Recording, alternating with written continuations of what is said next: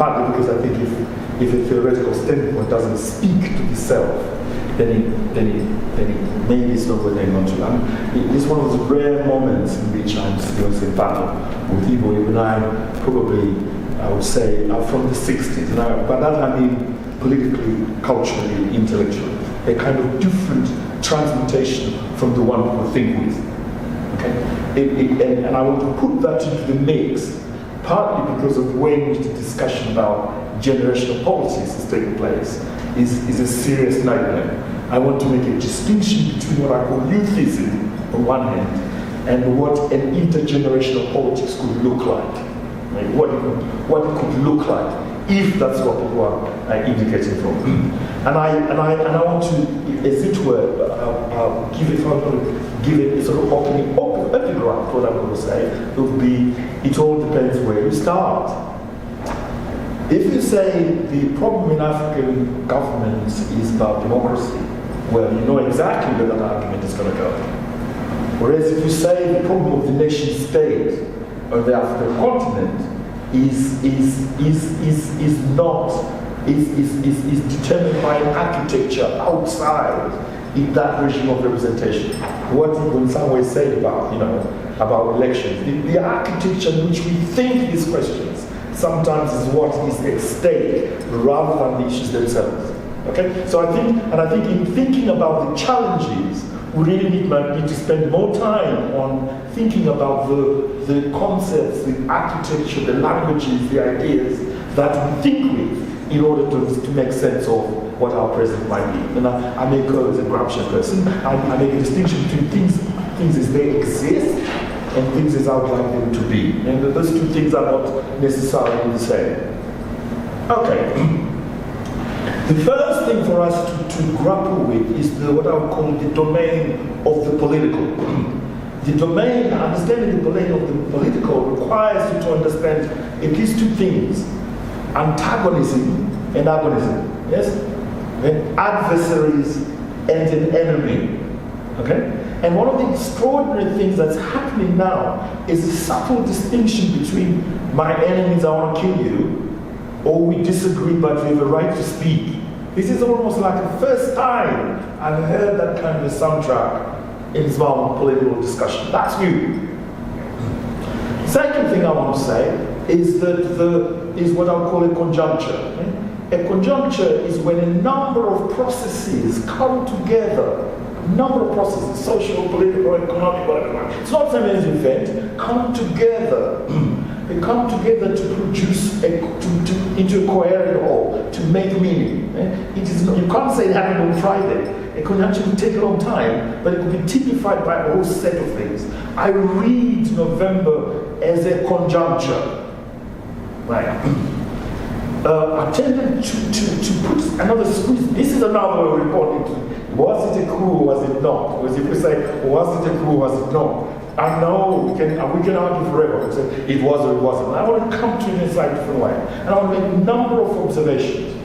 In 1980, I just become a father, or the period leading up to, from Lusaka to Geneva to Lancaster House, there were a number of us graduate students who were already preparing to go to the front. He will tell you that. We shared that particular moment. The difference between you guys, we read like there's no idea. We didn't think everything would be found on Google. We went to the library and read it seriously. We thought we'd go back and do something. We read Fanon in relation to the front. We didn't read him as part and parcel of a reading list as your generation did. We read it in that context.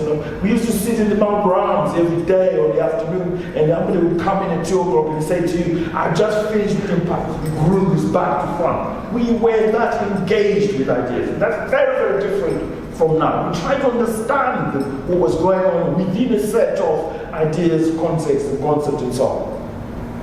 I'm not suggesting that is a panacea. I'm just signaling something that is very different then and now. Then and now. Not to the last 38 years as one training day, like a Denzel Washington movie, but rather continuities and discontinuities, so that we can understand what is it that we're dealing with right now. Because sometimes on the surface of appearance, something seems like new, when in fact it isn't. Yes? We need to figure out what if it's new, what is it, following Sarah James, what is it about the problem space, the here now, what is it about now that makes us think or do things the way in which we are? Okay. In 1980, most of us did not think Lancaster House was going to be, there was going to be agreement. Most people had packed their bags to go to the front. That's how my friend ended up in Mozambique. It wasn't because he was looking for a fucking job, a job. We wanted to go. You know, we didn't think. I did it because I just became a father. And Togo Gara said to me, well, you've done your bit, do something else. And I was in another plane, and I kind of stumbled into cultural studies and became something else. You know, that's what happened to me. But in 1980, most of us, the skills brigade, we were going to the front. We didn't go there, we were going to form a government. We were sort of drawn to the old man because for a whole section of people at that time, he was somebody who did read. We took reading seriously. Maybe, he's a teacher, you know, maybe one of the reasons he's been able to dominate the political landscape is because he can read. Okay? One of the first things he does is to kind of recruit people, encourage people to come and study. The problem is they became a mirror of him instead of becoming something else. So, in dealing with that interval question, we need to think about what we became, which is not the same thing as it was always there. I don't buy that it was always there. Fast forward to the last 3 or so years, I think the old man was bored. He would find it quite entertaining. He found Johnson quite entertaining. You know, Johnson could be quite entertaining. But the American sociology of his formation is not the same thing as reading Du Bois. They're two different things. So the kind of what you would say, the kind of bureaucracy, the securitate, the bureaucracies that surround the generation that goes back to be involved in nation building is really of a different kind of formation. And I think it's produced something. It produced something that's not quite yet, but I do think scholars to go back and make sense of what happened instead of saying, you know, that is guilty or not guilty. ZANU, in 1994, when the ANC gets into power, and remember the ANC is an alliance, COSATU, the Communist Party, and all sorts. In 1994, in the absence of Chris Hanna, I don't know whether when Chris Hanna has been there, he decommissions controversies. Go back to ZANU. In 1980, we didn't do that. We didn't decommission ZANU or ZEPRA or the Rhodesian Forces. We made them part and parcel of the institution of the state. So the problem of the making of the state begins there, in my view. The second thing is, if you go to the Unity Accord in 1987, read again those 14 paragraphs that make it. There still is, at that moment, we're still taking out Marxism, Leninism, and that kind of doctrinaire stuff. Gramsci hasn't appeared on my landscape. I haven't read Foucault yet. But at that moment, people who were still reading Marx in a very doctrinaire way, the one central power story. Yeah? So the one central power story begins. It didn't move. It is there on that paragraph that says we aim to create a Marxist-Leninist one-party state stuff. What I think ZANU has been able to do is to write itself into the story. How? A constitution is a way in which a country writes its own biography. I don't know what the lawyers and NGOs were doing, but I argue that what ZANU was able to do was to write its own biography, to become the history of Zimbabwe, to become the constitution. I probably, if you stretch me, would argue the MDC would find it quite difficult to live with that constitution. And I think it is that constitution that politicizes the military. And that's why there's a distinction between 1980 and now. What you have then are all the multiple sites of power, as ZANU sees them, from 1980 onwards, written into the structure of the state, be it the judiciary, be it whatever, every other multiple sites of power. You find ZANU with its foot in the living room. That's where the argument lies. I don't think the argument lies. When you say return to constitution, well, I don't think the problem is about return to constitution. It depends what sort of world we want it to be. Okay? And I end with this, which is the colonial, which is not colonial matrix part, that's for another day, which is to do the change of political. This is my problem with coalition politics. You would have to construct a we in order to have a they. And in a consensus politics, you have a go-on. And there's no such thing as the political domain makes you get to a plural society. And that's what the challenge, that's the democratic project. The difference then, the enemy project doesn't disappear, but it appears in a completely different way from the way in which it used to be talked about before. So the notion of adversary is very different from the notion of enemy, agonism, antagonism. And I think we need to figure out how to live together in complete subjects, in how to occupy that space. I need to be able to say, I understand about neoliberalism, that regime influences.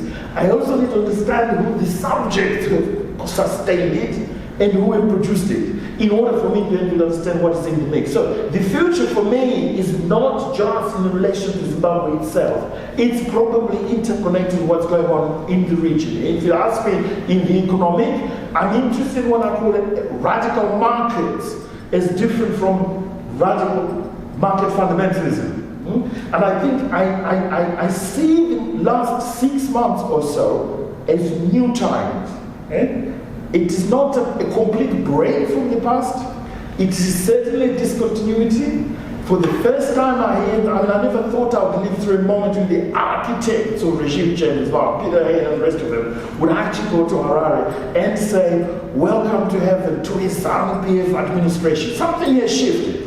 What is it that has shifted? And I think we need to spend more time in thinking about that in order for them to revisit what the notion of democratic politics for us would look like. Otherwise, as rightly as Zipo says, it is continue to be musical chairs. And I don't think musical chairs is what it is. Now, I haven't said this because of where my sympathies lie, which you might guess. I'm just saying that the business, there is no such thing as a political conversation in a democratic sense, which is no adversary.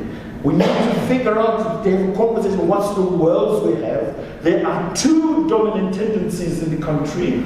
They might not necessarily speak in the same way. There's some of us who say we grew out of, born out of, our DNA is part and parcel of the liberation tradition. There is another, this kind of metropolitan story that is made more recently, the last 18 years or so. There are two tendencies. And in themselves, somehow they have to have a kind of conversation, yes?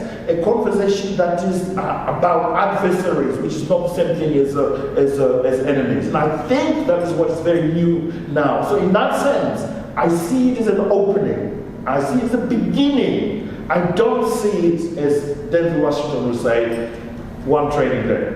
Last 30 years is the same. I really don't. Well, thank you, George. We have just over 30 minutes for questions and a discussion, so I will take questions from the floor. Yes? Yeah, my question is for Dr. Ivo. That's George. Yeah, I'll come back to George after this. But it's just on legitimacy, because I work in financial services, and I deal with the British government, laws and stuff, all these. Do you think, from their perspective, that the economic imperative is going to trump any considerations on human rights, or in terms of them declaring, whether elections will be fair, and to that extent, whether they should deal with any new government after the elections?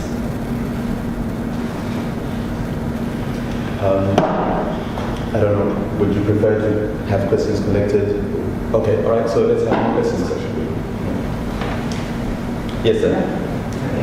I've been trying to listen quite intently to what you're speaking, but my mind is trying to think.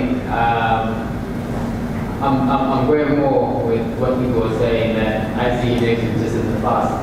But as a nation, really, do we have a blueprint in terms of, if say, everything is today?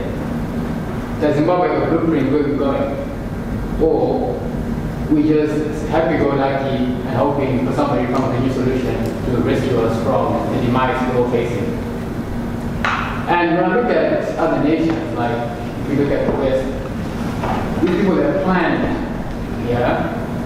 for the next 100, 200, maybe 500 years. And we're failing to plan just 50 years.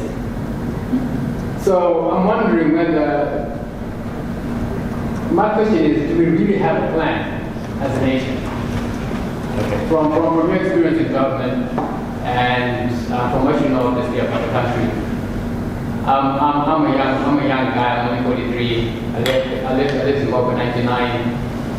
But when I look at the situation, I'm wondering, are we at a point where we really think, well, we just have to go lucky, and it's just smash and grab, and whoever has the muscle, it's the biggest piece of the cake. What's the national agenda really? Do we have one? Okay, thank you. We'll take maybe 3 more questions. Yes, I'll go. Yeah. So I think my question is directed to Arnold and Dr. Mandaza. First thing, Arnold, I don't know, do you live in Zimbabwe or do you live here? Sometimes.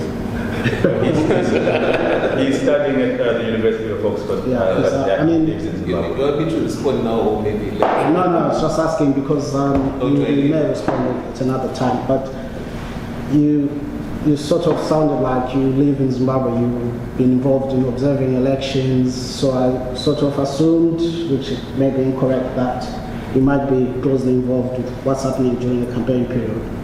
And I wanted to ask you if you think attendance at rallies, and including the march that was in Harare a few weeks ago, is any indicator of what the voters intend to do.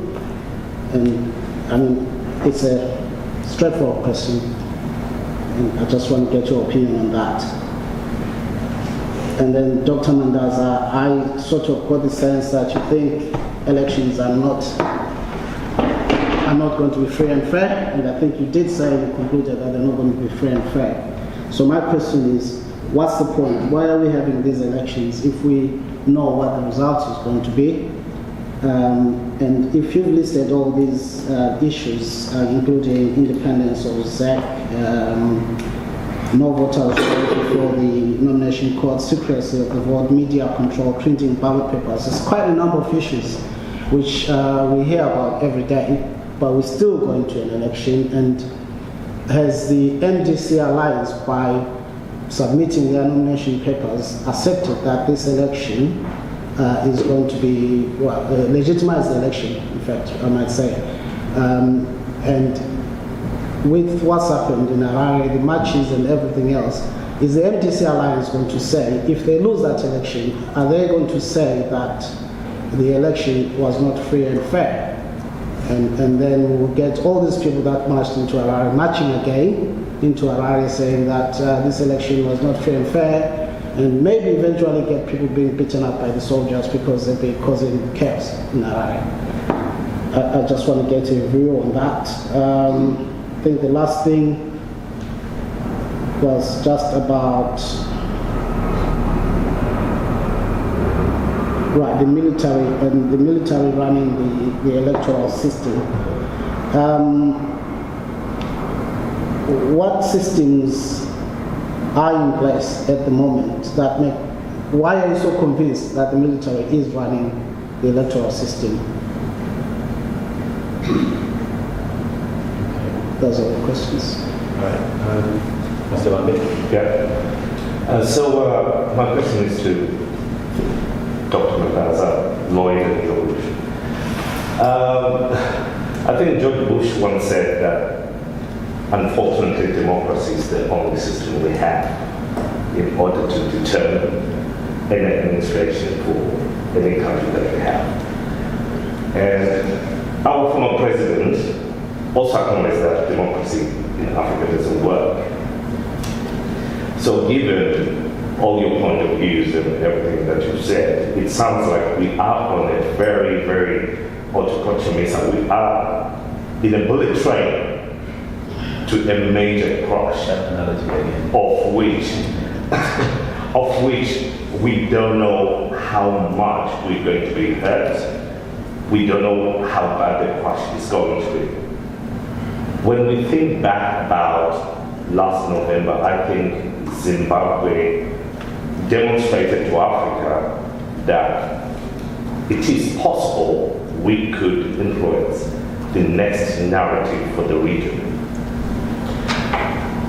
And going to what Dr. Mendes said, that elections are overrated, and especially in Africa, that's very true. Given what you said that, maybe GNU is the option given the circumstances. But does Zimbabwe have an opportunity to take a lead in politics in Africa? Because I think with what happened in November, there was an opportunity to influence where Africa is going to go politically. And I think a lot of African countries were taking notice of what was going on in Zimbabwe. So my question to you is that, are we missing an opportunity? Maybe you could think that we're crazy to think that, as our former president says, the opposite doesn't work in Africa. Could this be a time that we have to rethink as a continent, how do we determine our governance? No, thank you. Because you've given us quite a few, so maybe let's have a round of answers to the questions that have been submitted so far, and then we can take the next round of questions. So there's the legitimacy question. I think you asked about the UK, whether they're going to privilege the economic imperative over human rights, governance issues in declaring the elections free and fair.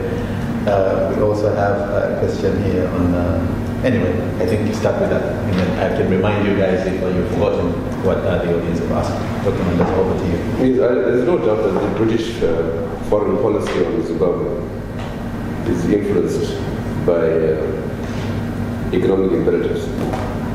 Put it very bluntly, they feel that they've been giving too much attention to issues of human rights, when other countries who are disdainful of such things like China are making hay where the sun shines.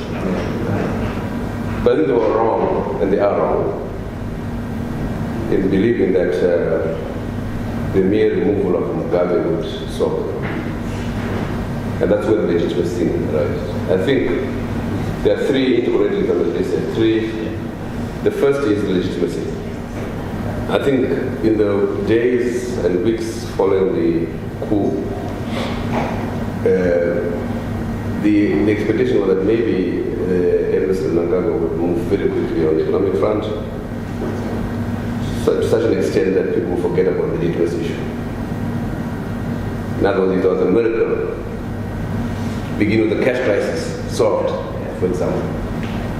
Investment pouring in as is want to claim many times, very ridiculously most times.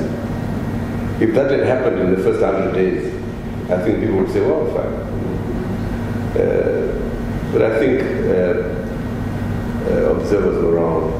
First of all, the country is so broken, it was unfair to think of anybody being able to turn around things that quickly.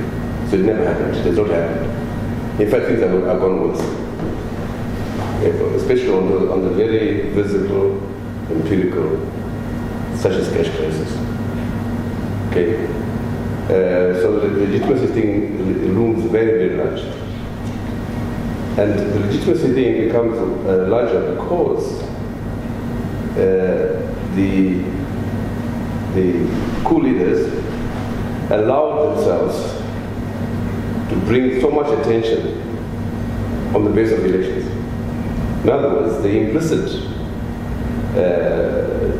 note is that if the elections are free, fair, and credible, therefore, legitimacy issues are resolved.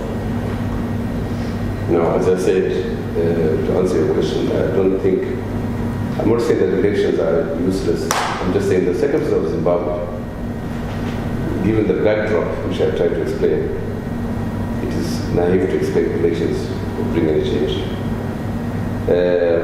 Which raises the point, if elections are useless, is there a blueprint? Yes, we propose a blueprint, some of us. You heard the debate on the National Transition Authority 2 years ago. Our conclusion was that the government, the state had collapsed. Mugabe had mishandled the succession issue. He had destroyed the economy. And that's why I have a problem with this conception of something new in November. It's the same people being in charge. You know, the other day Mugabe made the point, and validly in my view, that for the last 4 years, Emerson Mnangagwa has been in charge of the economy. True. Okay. So the point I made earlier on, that it was naive to expect the same team of people who have run the economy to the ground to suddenly become reformers. I find it hard to believe. But it has happened in China. I'm talking about Zimbabwe, I'm not talking about China. I'm talking about Zimbabwe on the basis of empirical facts on the ground. So I think that the National Transition Authority, in our view, was in acceptance, acknowledgement that things are bad, that the government was unable to reform, neither politically nor economically, and therefore have the National Transition Authority made up of a group of non-partisan Zimbabweans. In fact, we can now reveal that we had in mind Cyril Ndebele as head of that NTA, who would then put in place a reform program, economic and political. And on the basis of that, be able to go for debt relief, first of all, and mobilize $5 billion to revive the Zimbabwean currency and to revive production, especially in the key sectors, agriculture, infrastructure, and mining, and create jobs. So there was a plan, there was a blueprint. The manifestos which have been released by the two main parties, ZANU-PF and MDC, speak to that. But as to whether any of the MDC cannot speak with too much authority, or because I think the experience of the MDC in the GNU showed that they had little or no capacity to take the country forward, clearly. And I'm saying that as things stand, unless some of the elements that we're talking about in the NTA are brought into play, we are likely to have a repeat, what George calls changing of chairs, you know. So I think basically the GNU helped to show up a glaring incapacity within ourselves, right? And therefore, my hope that the next GNU we should take into account the mistakes of the first GNU. In particular, in my view, go back to where we started in 1980, which was to get people who can deliver. Many of you are executives here. You know that you cannot deliver unless you have the right staff, right resources to push. And I think for a long time, 20 years or more, the government of the day has been disdainful.